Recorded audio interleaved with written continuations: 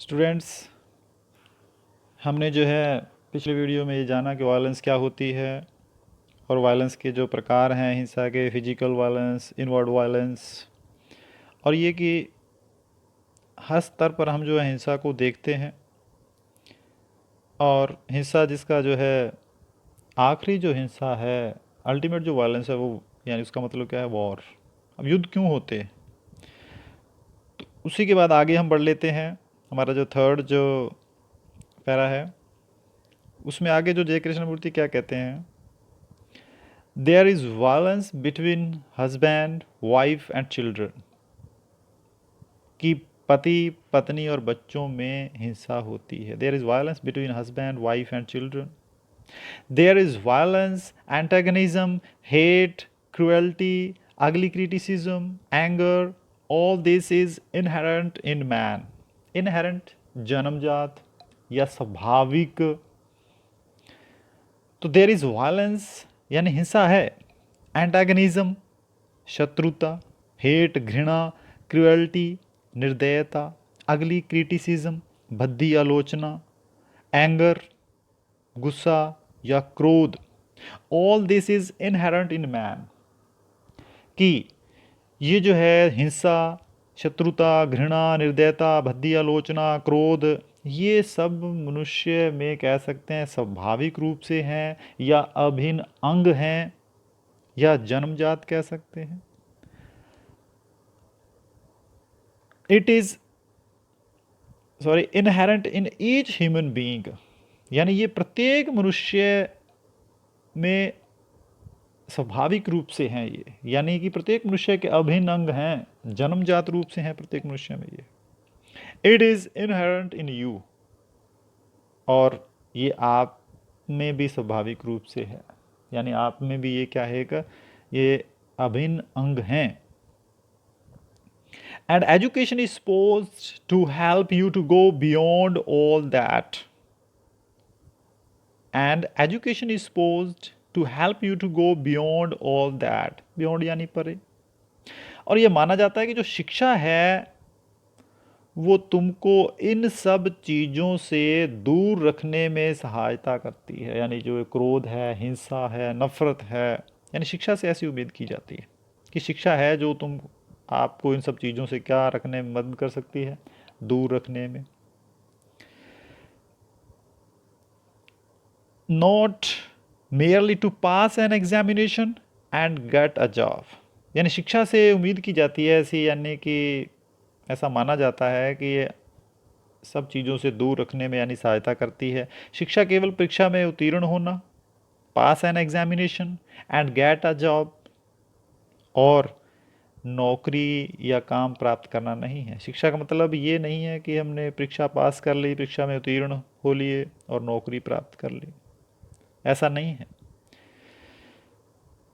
You have to be educated so that, you have to be educated, आपको शिक्षित होना पड़ेगा, so that you become a really beautiful, healthy, sane, rational human being, ताकि आपको शिक्षित होना पड़ेगा ताकि तुम वास्तव में जो है क्या बन सको, क्या बनो, हेल्दी यानी ब्यूटीफुल, सुंदर, हेल्दी यानी स्वस्थ, सैन समझदार, रैशनल विवेकी ह्यूमन बीइंग यानी मनुष्य।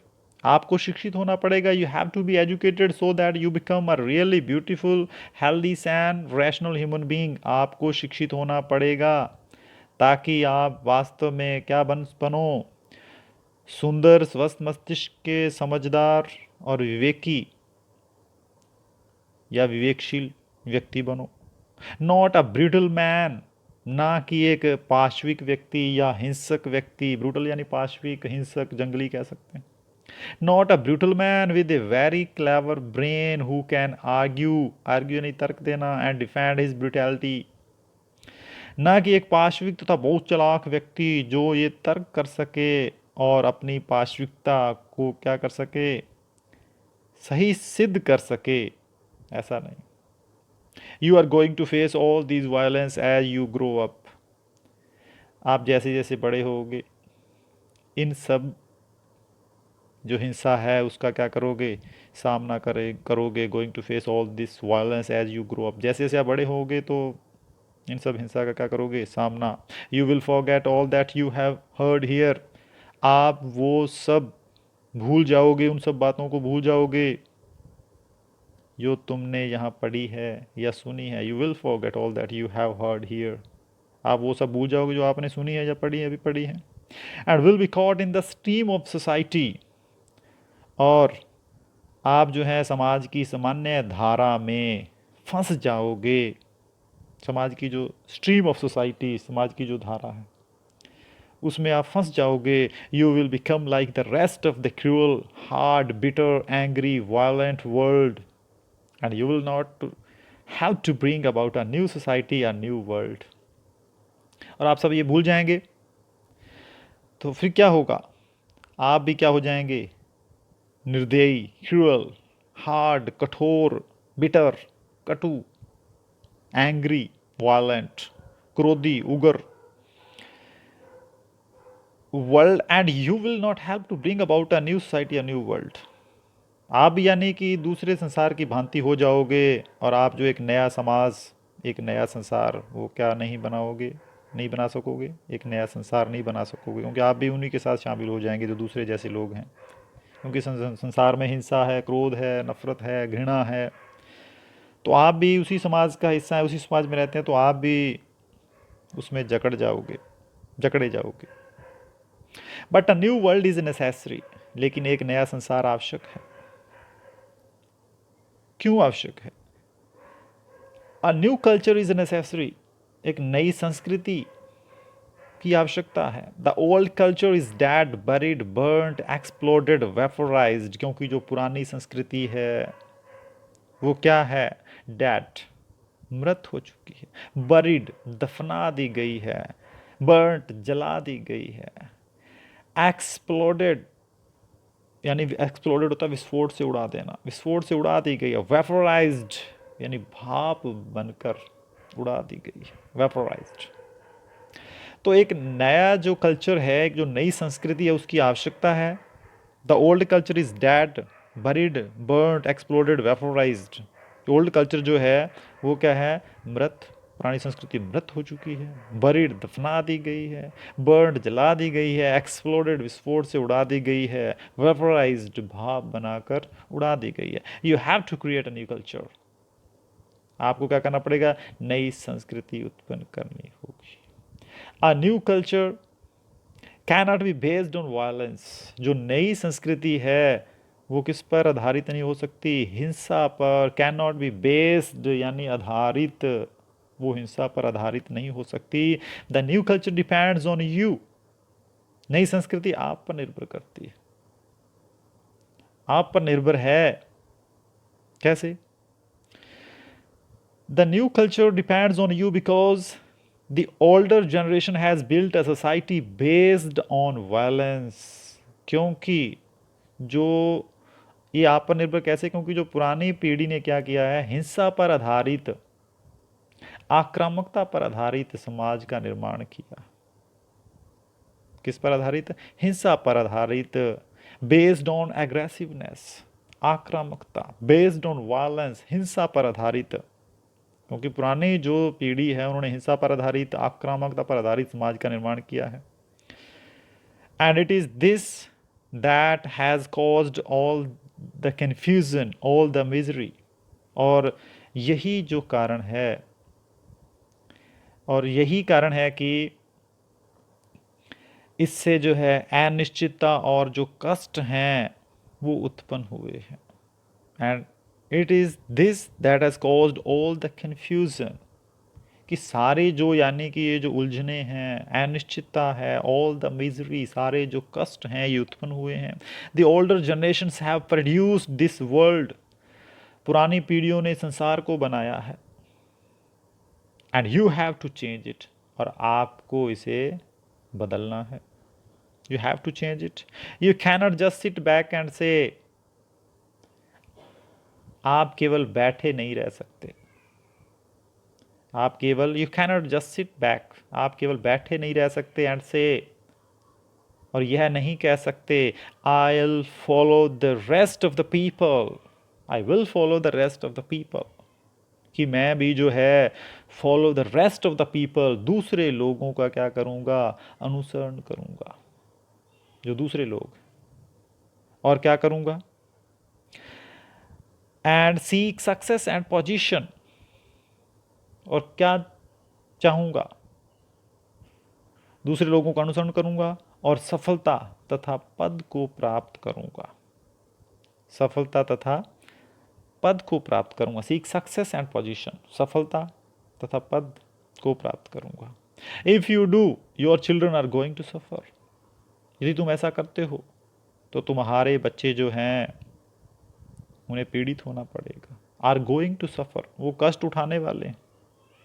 You may have a good time, हो सकता है आपका समय अच्छा निकल जाए, आपका समय अच्छा हो सकता है, but your children are going to pay for it, लेकिन आपके बच्चों को इसका परिणाम, इसका फल जो है भुगतना होगा।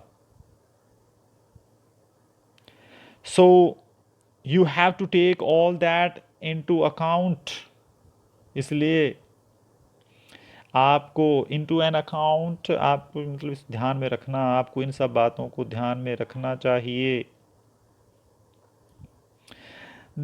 The outward cruelty of man to man in the name of God, the outward cruelty of man to man in the name of God, क्या क्या याद रखना चाहिए कि धर्म, ईश्वर के नाम पर, भगवान के नाम पर, धर्म के नाम पर, या आत्म महत्व, खुद को महत्व देना, आत्म महत्व के नाम पर, या हो सकता है name of self importance in the name of this the security of the family, यानी परिवार की सुरक्षा के नाम पर, या फिर तो कह सकते हैं कि जो मनुष्य की जो क्या है बाह्य, जो आउटवर्ड जो क्रुएल्टी है, जो बाह्य जो निर्दयता है मनुष्य के प्रति, वो क्या हो, वो बाह्य निर्दयता नहीं हो, ऐसा नहीं होना चाहिए।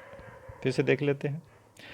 तो so you have to take all that into account, आपको ये सब ध्यान में रखना पड़ेगा, आपको इन सब का ध्यान रखना चाहिए। The outward cruelty of man to man in the name of God, यानी कि एक मनुष्य के प्रति बाह्य जो निर्दयता है, वो चाहे धर्म के नाम पर हो, ईश्वर के नाम पर हो, आत्म महत्व के नाम पर हो, और परिवार की सुरक्षा के नाम पर हो, ऐसा नहीं होना चाहिए।